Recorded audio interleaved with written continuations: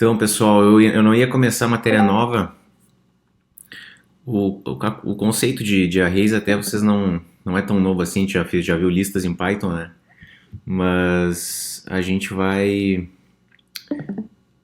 para não ficar sempre no mesmo assunto ali, fazendo sempre só exercícios repetitivos, eu resolvi passar esse conteúdo daí para vocês. Então, lá no Google Classroom eu botei já o material, esses slides de hoje, a aula no YouTube que eu já tinha feito anteriormente sobre esse conteúdo aqui também em Java, e botei uns exercícios que depois eu vou falar sobre daí.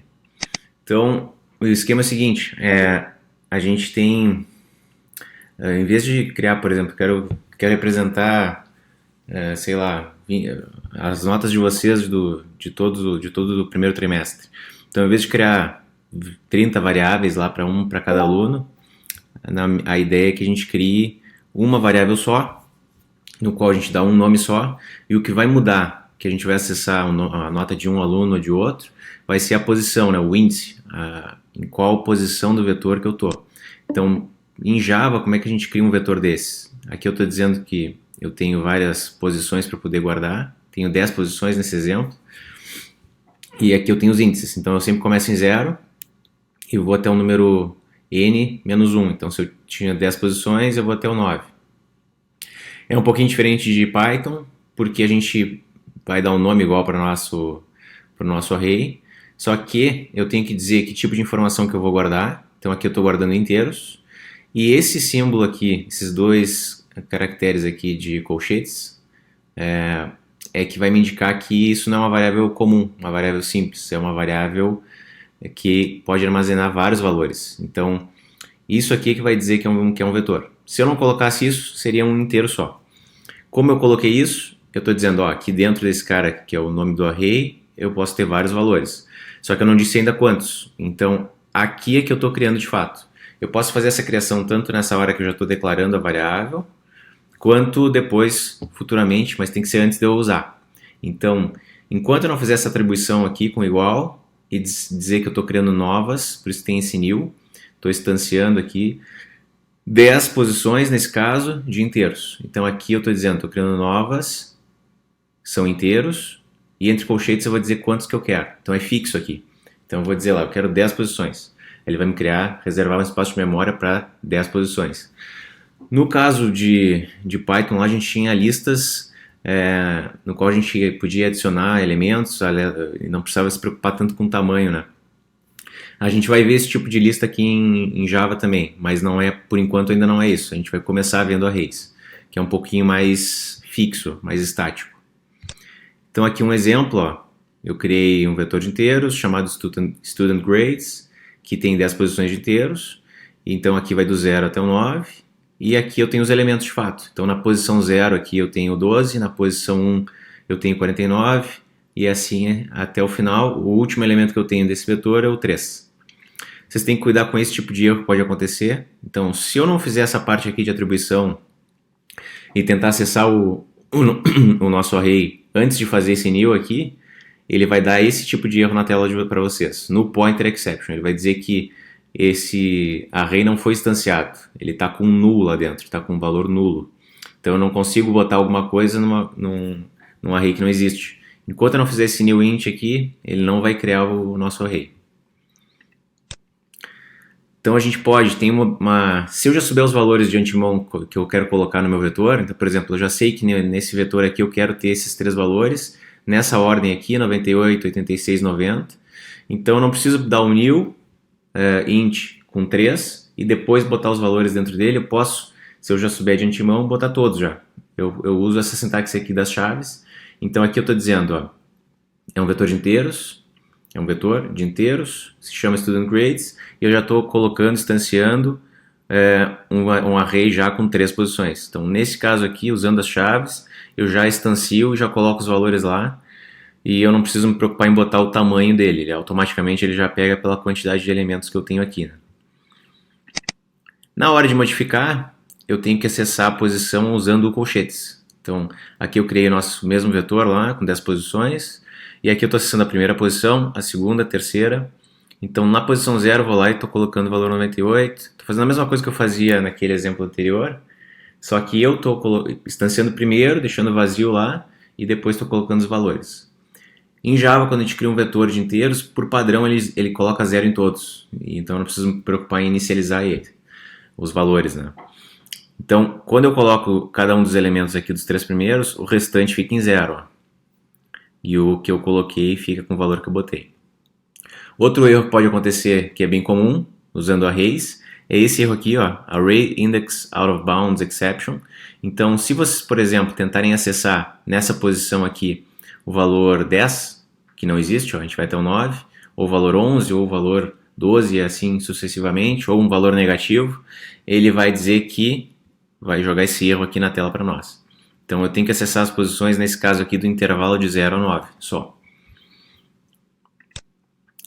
Eu tenho um campo, um atributo para todo array tem, que se chama length, que vai me dar o tamanho. Então, por exemplo, aqui eu tenho 4 vetores, né, diferentes.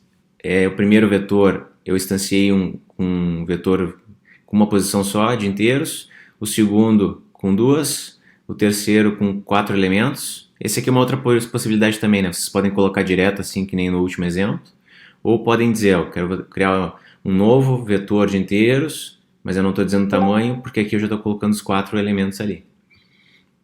Então aqui eu tenho 4 vetores. Eu acessando, aqui na realidade era de 0 elementos, né? Eu nunca fiz isso, mas não é muito útil, né?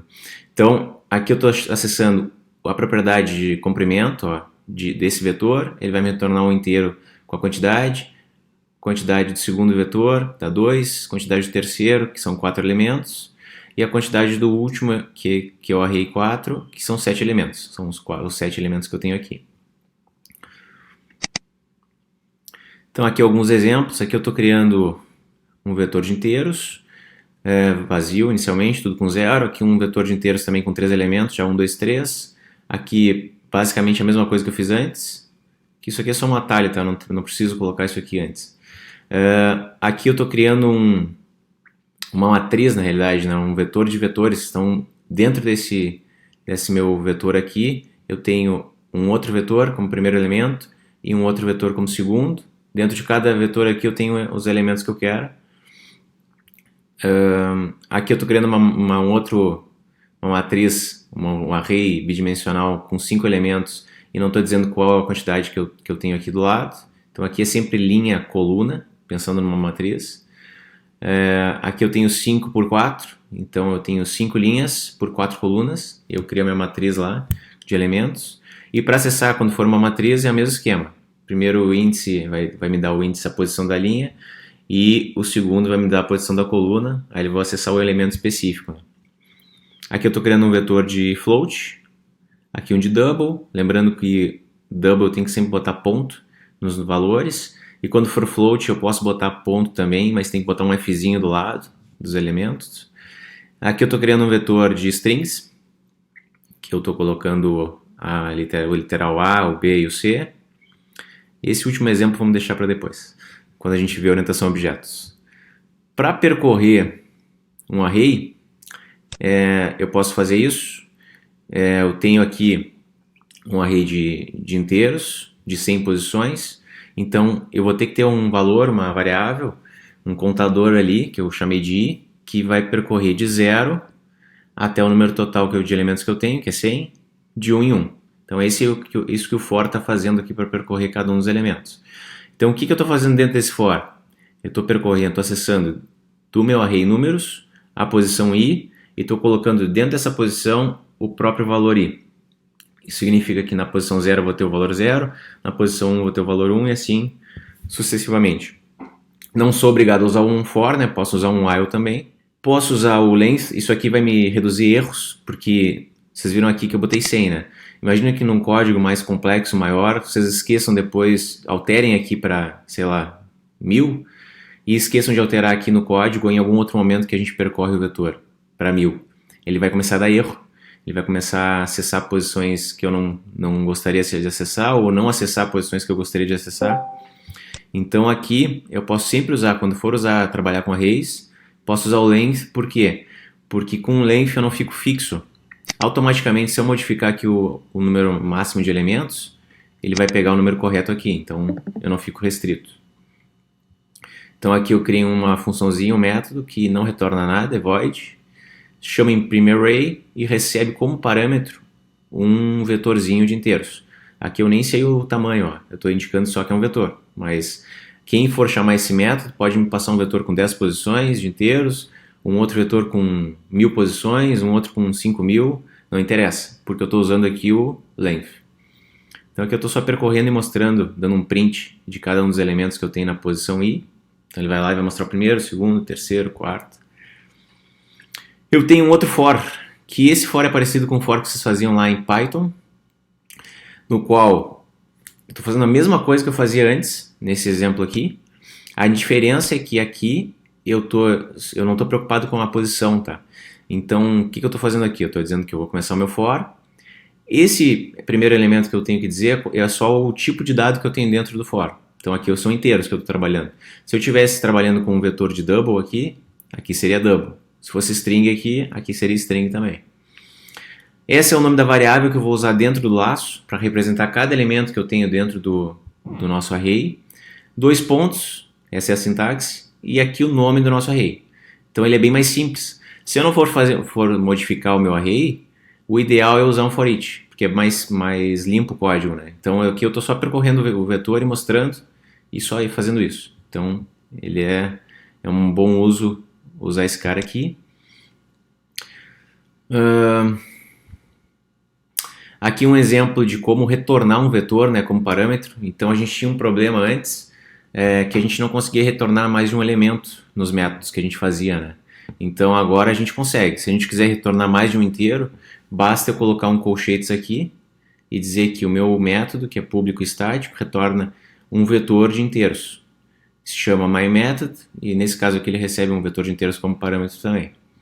A mesma coisa aqui embaixo, só com um vetor de doubles. Então basta eu colocar aqui que na hora de retornar ele vai retornar um array com os colchetes, isso que indica que é um array de doubles.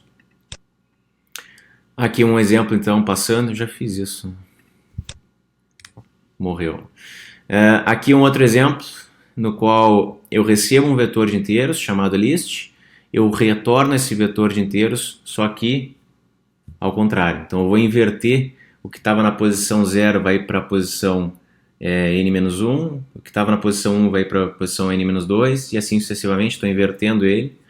Então o que acontece? Primeiro passo que eu tenho que fazer nesse algoritmo aqui é aumentar um pouco a fonte.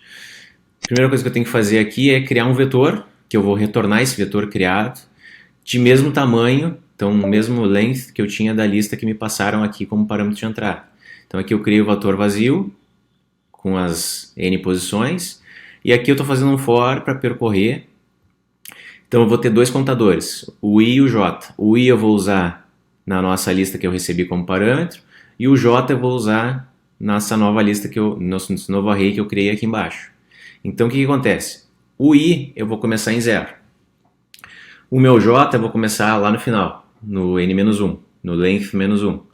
E aí depois, qual é a nossa condição de parada? Enquanto o meu i não chegar no final. Então estou fazendo o quê? Estou fazendo o meu i andar para frente, mais 1, e o meu j andar para trás, menos 1. Fazendo isso, cada vez que eu ando, eu vou trocar de posição. Então é isso que eu estou fazendo aqui. Ó. O que estava no j, vou receber o que está no list, e automaticamente o que eu estava na posição 0 eu vou jogar na última do outro vetor, na 2 na penúltima, e assim sucessivamente. E no final eu vou retornar o nosso resultado. Uma grande observação aqui é que eu não vou nunca retornar o nome da variável, array, com colchetes. Então aqui é só o nome da variável, como se ele fosse uma variável simples. Aqui uma observação interessante, então o que acontece com vetores? Que isso não acontece com uma variável comum, tá? Eu tenho um vetor A de 5 posições, todos com 0. Eu vou lá na primeira posição e coloco o valor 10, então ele fica desse jeito aqui. Depois eu crio um outro vetor B, um outro array, e faço receber o nosso vetor A, então automaticamente ó, ele aponta para a mesma posição de memória onde está o A. Então ele já tem os mesmos elementos. Se eu modificar alguma coisa no B, ele automaticamente vai ter modificado no A também. Então tem que ter esse cuidado com vetores. Se eu atribuir um vetor para outro, é como se eu estivesse mexendo na memória no mesmo elemento. Então tem que ter só esse cuidado aí. O mesmo ocorre quando a gente passa esse vetor por parâmetros. Então aqui eu tenho um programa principal, tá? Que eu tenho um vetor de inteiros, 5 posições. Aí eu escrevo esse meu vetor. Esse é um jeito de escrever, tá? Arrays.toString e passar o elemento ali. Ele vai fazer um print na tela para nós. E aqui eu estou chamando esse método de baixo, myMethod, e estou passando o array A como parâmetro de entrada. Então estou recebendo aqui. Aqui eu vou chamar ele de B. Lembrando que internamente no método eu não preciso ter o mesmo nome do elemento que eu tenho aqui. Recebo meu vetor, altero ele e volto para cá. Quando eu dou o print novamente do A, ele vai ter alterado de fato. Então, quando a gente fizer uma modificação de um vetor que eu passei como parâmetro dentro da função, quando ele voltar para cá, para a função principal, ele vai ter realmente alterado de fato o nosso vetor. Aqui umas observações, umas coisas legais que vocês conseguem fazer com vetores, que pode ser útil. Então a gente pode ordenar, duplicar um vetor, preencher ele. Então tem uma série de métodos que eu vou mostrar aqui que são práticos e estão prontos, né? Então todos eles são dessa classe aqui, arrays. Então, por exemplo, aqui eu tenho um vetor de nomes com esses caras aqui, com essas 3 strings. Se eu quiser ordenar um vetor, eu posso botar arrays.sort, esse é o método que eu vou chamar, e o nome do nosso array. Então, internamente, lá da função sort, ele vai ordenar alfabeticamente. Aí, se eu fizer um for para percorrer os nomes e mostrar, ele já vai ter modificado e ordenado eles. Posso fazer uma cópia de um array também. Então, posso duplicar ele com esse copy-off. E aí ele vai criar uma cópia desse cara aqui para um número de elementos que eu quero. Então ele vai ficar repetindo esses 3 nomes até chegar no 10. Posso preencher um vetor, um array com um número fixo de elementos. Então, por padrão, ele começa com 0 em tudo, né? Mas se eu quiser chamar um método fill e percorrer esse array com 5, em cada elemento que eu tiver, os 10 elementos que eu tenho aqui, ele vai percorrer com 5. Vocês têm alguma dúvida por enquanto, pessoal? Quando a gente copia um array que dá para copiar, a cópia, duplicar acho que é, certo. A cópia, alterar a cópia não vai mexer no original. Diferente de quando eu atribuo, é isso? É, diferente. Ele cria uma cópia, mas ele não está mexendo no mesmo elemento ali, não. Ok. Só quando a gente atribui com aquele igualzinho lá, aí sim acontece aquilo. E tu tinha falado de matriz antes. Essa matriz seria tipo uma tabela? Não, deixa eu mostrar aqui. Fazer um exemplo aqui, peraí. Vocês estão enxergando aqui ou eu tenho que duplicar a tela de novo? Deixa eu ver. Foi? Estão vendo o código aqui? Sim, tô vendo. Beleza. Então, vou fazer um exemplo aqui. Vamos botar no modo print para ficar maior. Então, por exemplo, o que acontece? Se eu estou aqui, né? Eu for declarar um vetor de strings, por exemplo. Eu tenho que dizer que é um vetor, isso que indica. Então, vou chamar de nomes. Aí eu vou criar um vetor, eu tenho que dizer o número de posições que eu tenho, né? String. Então, se eu for criar de 5 posições, acabei de criar 5 elementos, beleza? Agora, isso significa que eu tenho aqui 5 elementos assim, ó. Vou fazer assim. Tenho assim, ó. Vou mudar de string, senão vou ter que ficar botando aspa em tudo aqui. Beleza. Então assim, eu vou ter 1, 2, terceiro, o quarto e o quinto. Isso é um vetorzinho bem simples, que é unidimensional, tem uma dimensão só, né? Se eu quiser criar uma matriz que eu chamo, que é um array de arrays, o que acontece? Eu vou colocar aqui que eu tenho não só uma dimensão, mas tenho 2. Então eu tenho 2 colchetes ali. Então, vamos chamar de matriz mesmo. Isso vem da matemática, então vocês provavelmente, se não viram ainda em matemática, vão acabar vendo ao longo do ensino médio aí matrizes. Tem um monte de operação que dá para fazer com matrizes matematicamente. Então aqui, ela é útil em alguns casos. Então, new int de novo, e aqui eu vou dizer quantos elementos eu quero. Então aqui eu vou dizer, por exemplo, eu quero 2 linhas por 3 colunas. Isso significa que, na prática, eu tenho algo assim, ó. Eu tenho uma matriz, eu tenho um elemento aqui, um vetor, só que aqui eu vou ter duas linhas, então eu tenho uma, duas. Eu vou botar isso aqui para não confundir. Ou seja, aqui eu vou tenho duas linhas, mas eu tenho 1, 2, 3 elementos, e aqui eu tenho 1, 2, 3 elementos também. Ou seja, eu tenho... É como se eu tivesse um array de arrays. Então eu tenho aqui, por exemplo, se eu acessar, vamos botar aqui de valores diferentes para mostrar para vocês. Então, se eu acessar, por exemplo, eu quero acessar a posição, estou no meu vetor lá na minha matriz, e quero acessar a posição 1, 2. Opa. 1, 2. Se eu acessar a posição 1, 2, eu estou na linha, lembrando que a gente sempre começa em 0, né? Então eu estou na segunda linha aqui, no terceira coluna. Então aqui, se fosse, aqui eu estaria na 0, 0. Aqui eu estou na 0, 1, aqui eu estou na 0, 2. Então aqui eu estou na 1, então se eu botei que é 1 aqui é a linha, eu estou na segunda linha, e eu quero acessar o 2. Então não é 1, 0, não é 1, 1, é a 1, 2. Então isso aqui significa que eu estou com o elemento 6 ali. Se eu acessasse matriz ponto 0, 0, eu estou com o elemento 1 ali. É a primeira linha e a primeira coluna. Então na matriz eu tenho linhas e colunas. Aí eu tenho, ao invés de ter um índice só, eu tenho dois. Mas isso aqui são casos específicos, tá? Eu nem vou me ater, eu mostrei ali mais para a gente saber que existe. Mas eu não vou me ater muito em matrizes, tá? Para não deixar muito complexo aqui a vida de vocês. Mas existe matrizes, a gente sabe que tem, quando eu quiser ter mais de uma dimensão, eu posso ter. Sem problemas. Professora, também tem uma dúvida. Diga. Posso trabalhar como eu trabalhava com listas, por exemplo? Eu vou dizer que numa turma tem 30 alunos e eu quero saber a nota de todos. Se eu quiser que o slide me faça download para me colocar na array, é possível? Sim, pode. Por exemplo, ó, vou fazer assim, eu quero ler vamos fazer de string aqui. Não, vou fazer de float. Quero ler 5 notas, por exemplo, tá? Vamos fazer. Então aqui, primeira coisa, eu tenho que... Deixa eu só copiar que eu não consigo decorar isso aqui. Vamos ler do usuário, então sempre que a gente for ler, a gente vai precisar do buffer reader, né? Então aqui agora eu vou pedir 5 notas, por exemplo.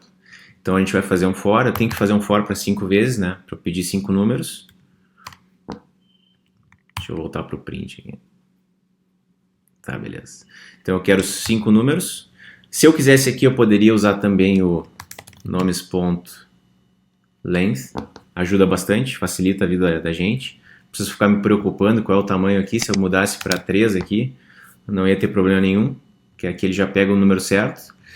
Então aqui eu vou pedir, vou dar um sort, vou dar um println.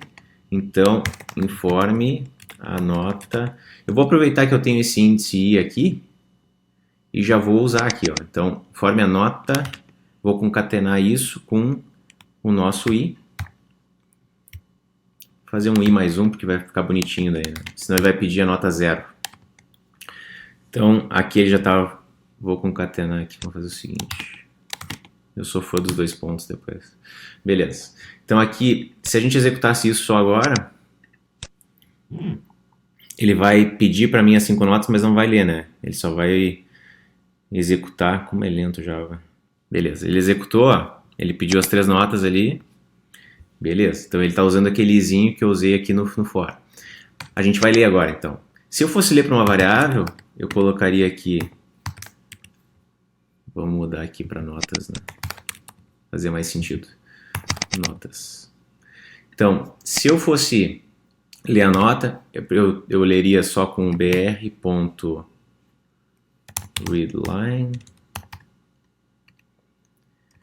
E, como eu estou lendo aqui, o readline sempre vem como string, eu tenho que transformar para float, com o parseFloat, com esse método aqui.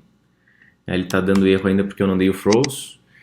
E estou dizendo que se der algum problema, ele vai cuspir o erro para nós na tela. Isso que está dizendo esse froze aqui. Então aqui, se fosse ler um float só, seria isso. Para ler essa nota e jogar no nosso vetor, como a gente já tem o contador aqui, o i, ó, eu vou pegar o notas na posição i e receber esse nota que eu acabei de ler.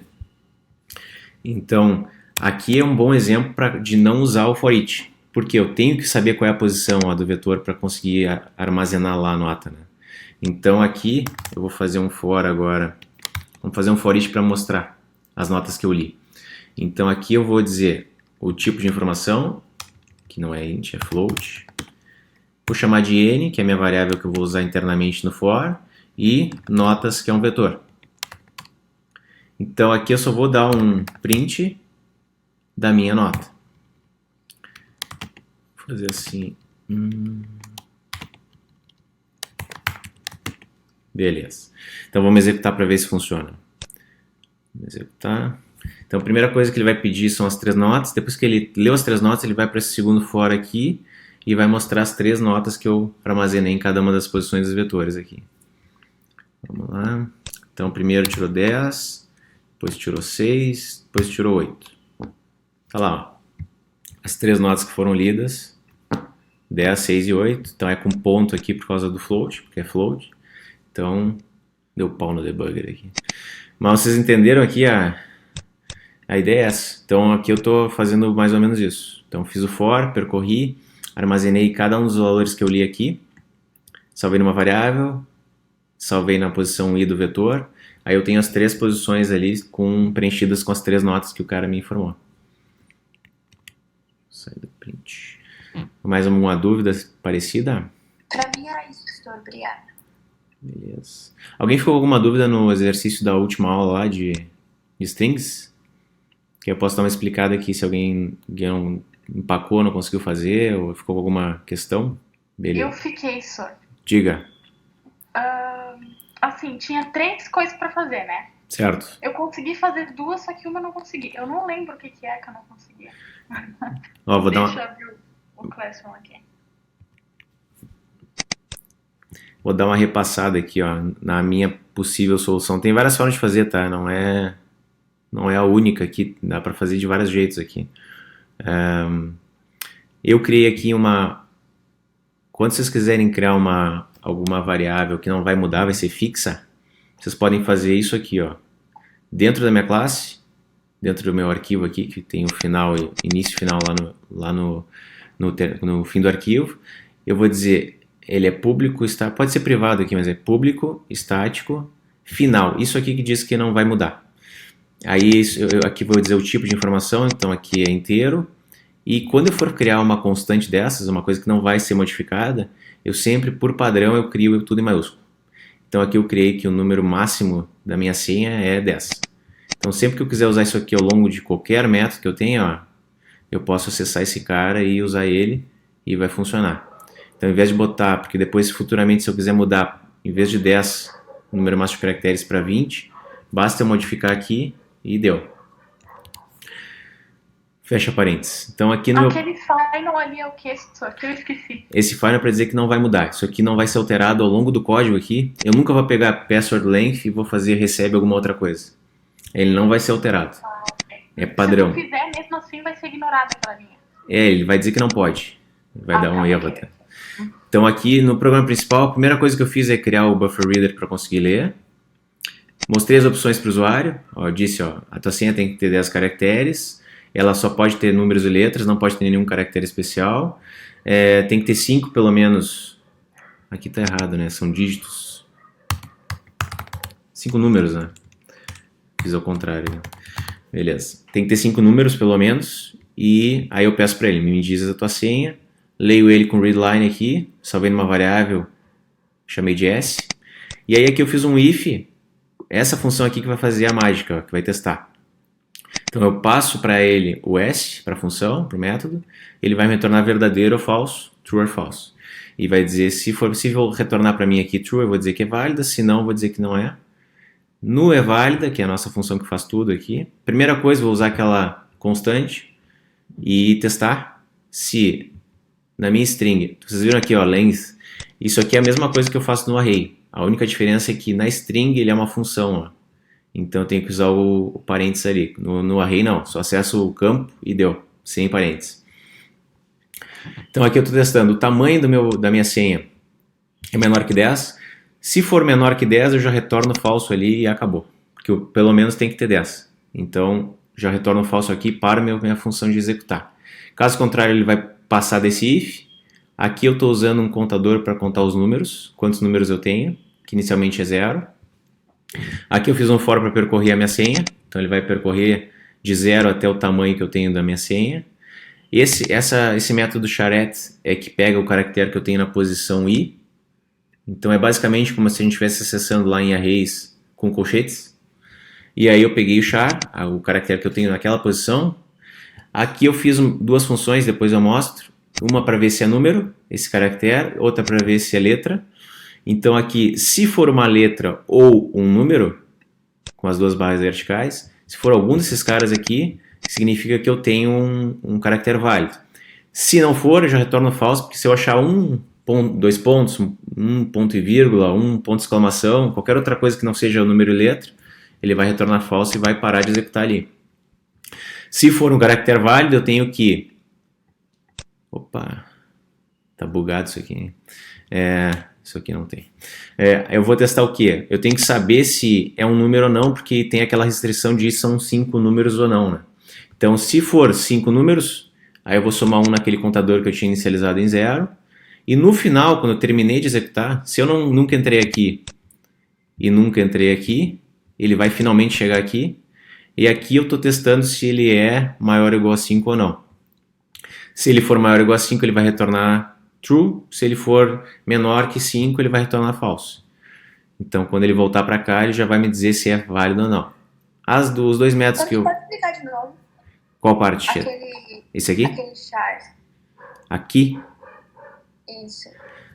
Isso aqui é como se eu tivesse, por exemplo, aqui vai vir um texto, né?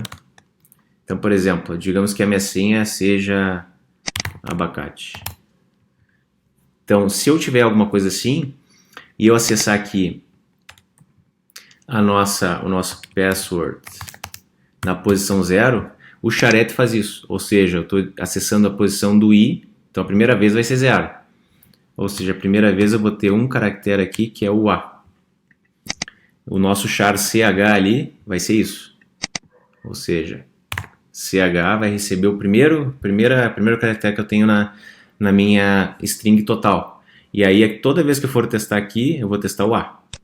Quando ele terminar o for e voltar para cá para cima, ó, ele vai andar um aqui no caractere e vai pegar o b. Então ele estava no i0, foi para o i1, aí ele vai pegar o b. E assim ele vai lendo cada um dos elementos que eu tenho ali dentro da string. Sempre que eu for percorrer uma string, posso usar o length, esse aqui, com esse for para percorrer, e o charette para acessar uma posição específica da minha string, né? Só que a minha... Diga, fala. É como se fosse o for each, então, se trabalhasse com números. Mais ou menos isso. Eu estou percorrendo ali, só que a diferença do for each é que eu não consigo saber a posição certa se eu querer usar esse para alguma coisa, né? Aí eu não consigo fazer isso. Mas poderia, por exemplo... Pois é, eu nunca fiz um for each ali para string. É que o for each a gente tem que ser para arrays mesmo, né? Então não dá. Se eu tivesse um vetor de caracteres, daria. Mas aí eu teria que fazer... Tem uma função para fazer isso aqui, ó. Por exemplo, eu tenho aqui uma string, né? Internamente, basicamente o que ela é um vetor de caracteres. É isso, um array de caracteres. Então, por exemplo, se eu quisesse transformar o nosso password lá, tá? Para um vetor de caracteres, tem uma... Esqueci de falar desse método. Tem um método chamado password. Toda string tem, que é o toCharArray. Isso faz com que eu transforme essa string aqui, que é um texto assim, num vetor de caracteres. Um vetor parecido com esse. No qual eu tenho um char para cada posição que eu tiver dentro do meu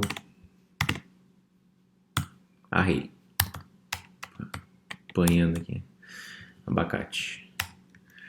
Então, se eu quiser fazer e achar mais fácil, posso fazer isso. Como eu tenho aqui um array, aí eu posso fazer o nosso for aquele, ó.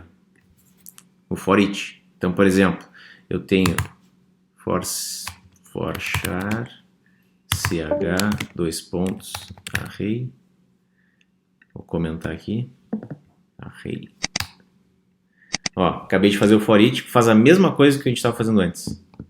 Exatamente a mesma coisa. Então esse método aqui transforma a nossa string, que é um tipo especial lá de dados, num vetorzinho de char. Posso fazer isso, se eu fizer isso, transformei num array, ó, de char, e aí eu estou percorrendo com o for each o nosso arrayzinho lá. Show, obrigada, professor. Beleza. Mais alguma questão aqui nesse exercício? Não sei se eu respondi a Pamela lá. Se lembrou do que estava... Sim, professor. É que eu não estava conseguindo, eu pensei, eu preciso comprovar se isso é letra e número, para não ver se é ponto, ponto e vírgula, etc, né? E daí eu pensei, vou ter que ficar testando se é igual a A, a B, a C, a D, a E, tipo, o alfabeto inteiro, sabe? Certo. Com os números eu posso fazer, porque são pouquinhos, né? São só 9. Dá pra Mas fazer. daí com as letras eu empaquei totalmente. Lá em Python a gente tem aquela barbada do in, né? Que facilita bastante a vida. Aqui a gente não tem isso. Em Kotlin a gente vai ter até, mas aqui não. Então, assim, o que acontece? A gente pode fazer desse jeito aqui, ó, que nem eu fiz. Por exemplo, ó, eu tenho um char, né, um caractere qualquer. E aí eu posso, aqui para números, por exemplo. A gente tem o código ASCII lá, né? Então no código ASCII eles estão em ordem. Então eu tenho os números primeiro, depois um atrás do outro, 0, 1, 2, 3. Depois tenho as letras alfabeticamente e cada um código vai ser, por exemplo, é 23, o A minúsculo, o B vai ser o 24 e assim sucessivamente, né? Então a gente pode fazer essa comparação direto aqui, ó, quando for um caractere, um char. Que é, eu estou testando aqui se meu char tá entre 0 e 9. E aqui eu estou testando se o meu char está entre A e Z. Eu posso fazer esse teste também. Além disso, eu tenho uma função pronta lá para nós, que é dentro de character. Eu tenho uma função chamada isLetterer. Esse cara aqui já me diz se é uma letra ou não. Já retorna um boolean. E esse aqui de cima retorna se é uma letra ou um número. E o isDigit retorna se é um número. Então eu tenho essas funções prontas que eu posso usar também. Sempre a partir desse cara aqui, do character. Mas eu preciso importar alguma coisa daí? Não precisa não. Só botar ali character que ele já consegue aqui no início, ó. O IntelliJ ele é bem esperto, ele já importa o que tem que importar ali, então não tem... E esse character é padrão de Java, ele não precisa nem importar. Aqui a única coisa que eu fiz a mais foi transformar para maiúsculo para não ter que fazer um outro teste, ó. Porque se eu não tivesse esse cara aqui, eu teria que... Eu não sei se vai ser A minúsculo ou vai ser A maiúsculo, né?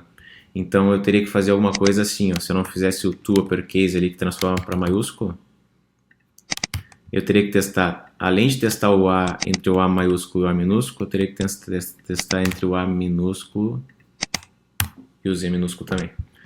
Então, ou é uma letra maiúscula, ou é uma letra minúscula, daí ele é uma letra. Só uma dúvida. Tu tá retornando nessas esses dois métodos, tu não tá retornando true nem false. O que tu tá retornando? É que assim, ó, sempre que eu tiver um teste lógico, ele vai me resultar num true or false, o teste, né? Então, por exemplo, a mesma coisa que se eu tivesse feito aqui, ó, isso, if. Vamos transformar isso aqui para o tradicional. Deixa eu pegar aqui. É a mesma coisa se tivesse feito isso. Se isso aqui for verdadeiro, né? Vou retornar true. Caso contrário, vou retornar false.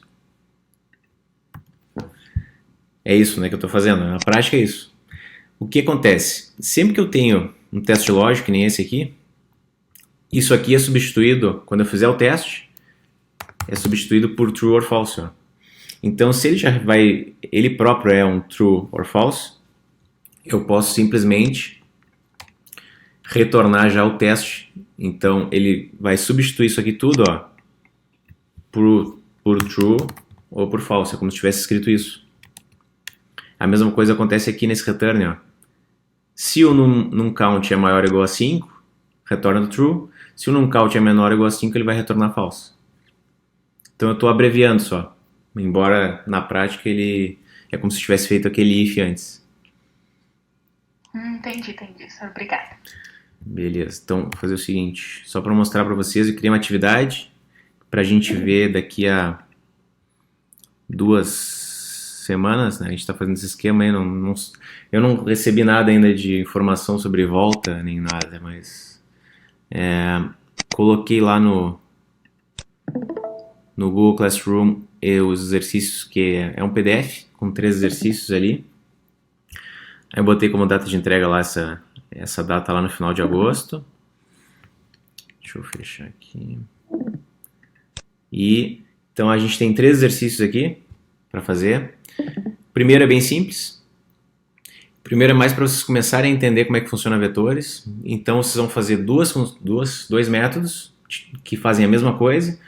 Num deles vocês não vão usar arrays e no outro vocês vão receber um array como parâmetro de entrada com 3 elementos.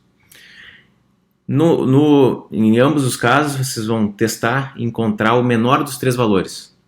Então o programa principal de vocês vai fazer alguma coisa parecida com essa. Ó. Vai pedir os 3 valores e vai mostrar para o usuário qual o menor entre eles. Então vocês vão fazer 2 funções. No main vocês vão podem chamar as 2 para testar. E dentro dessa função, uma vocês vão ter um array, um vetorzinho, vocês vão percorrer e achar o menor valor. E na outra vocês vão comparar os valores que vocês têm, porque a gente não vai estar trabalhando com arrays, né? Vocês vão só comparar que nem a gente já fazia antes de saber que existe um array. O segundo exercício é para contar as palavras, então vocês vão ter uma string. E aí eu quero que vocês contem todas as palavras que tem aqui e retornem esse número. Então aqui eu tenho, se eu tiver uma string como essa, aqui eu estou dizendo que ele tem que dizer quantos elementos eu tenho ali, ó, são 9. Aqui tem muito jeito de fazer, tá? Vocês podem transformar para um vetor de caracteres e comparar e ficar achando espaço em branco. Toda vez que achar espaço em branco, soma 1. Quem quiser pode tentar pesquisar e usar o método split também, de strings. E assim vai. Tem várias formas de fazer diferente esse exercício aqui. O último, um pouquinho mais chato, fazer um método que mostra os 50 números pentagonais. Então isso aqui vem lá da geometria. Basicamente é uma equaçãozinha. Ó. Vocês vão ter sempre, esse aqui é o primeiro elemento fixo. Depois eu vou pegar sempre o elemento anterior, somar 5 e vai me dar o 6. Só que esse 5 aqui está multiplicado por 1. Depois vou pegar o elemento anterior mais 5, o 5 é fixo, vezes esse contador mais 1, ó, 2. O elemento anterior mais o 5 fixo, vezes o contador mais 1, que é 3. Então aqui tem uma lógica, que é essa equaçãozinha de baixo aqui. E aí vocês podem criar um vetorzinho e ficar calculando isso. E armazenando nesse vetor de 50 posições. E depois mostrar o vetor. Então são 3 exercícios. E que nem eu falei na outra aula lá, quem tiver dúvida pode me pedir atendimento. Estão sendo bem frutíferos aí os atendimentos. Acredito que estão sendo bem úteis aí os atendimentos individuais. Então, bom dia para vocês e até daqui a 2 semanas. Tá bom, senhor. Obrigado. Beijo. Valeu, senhor. Valeu. Tchau, senhor. Tchau.